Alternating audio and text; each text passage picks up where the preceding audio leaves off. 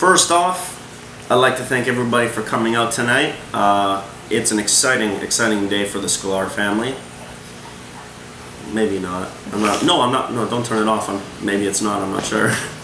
Anyways, Marge, I haven't had the pleasure of meeting you yet, but I have heard that you are an amazing woman and an even better mother.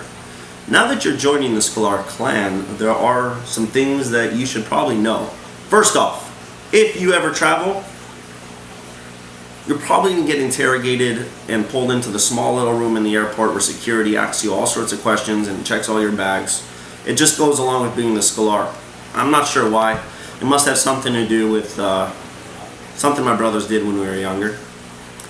Second, you're joining a very protective and I got your back mentality kind of family, and they will go to no ends to help each other and to care for one another. That being said, on the 6th, when I land in Calgary, would you be able to pick me up from the airport around 6 in the morning? We're family now, so I need a ride. Finally, the Sklars are very difficult people to deal with, but if you hang in there just for a little while, it'll be well worth it, I hope. Joel, you are a great brother, and I'm sure you'll make an amazing husband.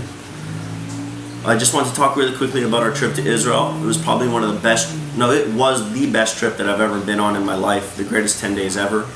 Joel on the trip was known amongst everybody as the guy that was always prepared and always ready for everything. In the middle of the desert in 100 degrees, he somehow had ice cubes for his alcohol. It was unbelievable. He was always had cold drinks, always sharing them. Most popular guy on the trip. It was absolutely awesome. We had the opportunity to explore our Jewish roots and see these amazing sights, and I wouldn't have traded those memories for the world. And I got to know you so much better on that trip, and I loved it. Well, Joel, you faced a lot of adversity in your life. You had a toupee for a while. It wasn't a great idea. It looked okay. And I guess what I'd like to close with is comparing marriage to a toupee. You see, they're very similar. They both seem like a great idea at some point, but not necessarily really are.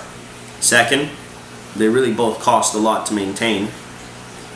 Third, their marriage in toupees like comfortable in and around your head.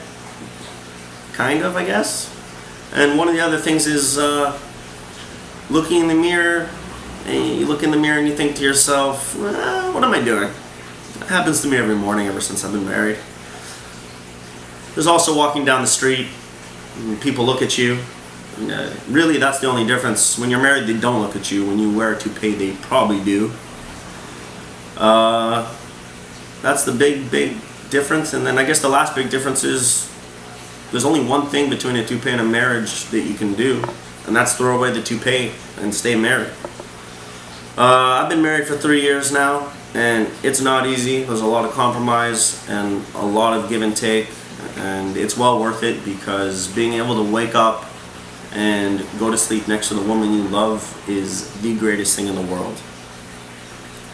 One last thing about being married that's a complete amazing perk is if everybody in the room turns to Uncle Jeff and looks at him, that's what you get to do. You just got to let yourself go. You don't have to worry about anything anymore. It's absolutely amazing. So you go from Joel to Jeff, and it's all good. Speaking of which, Jeff, thanks for never calling when you go to your house in Palm Springs. I just wanted everybody to know it's not in Palm Springs, it's in Indio.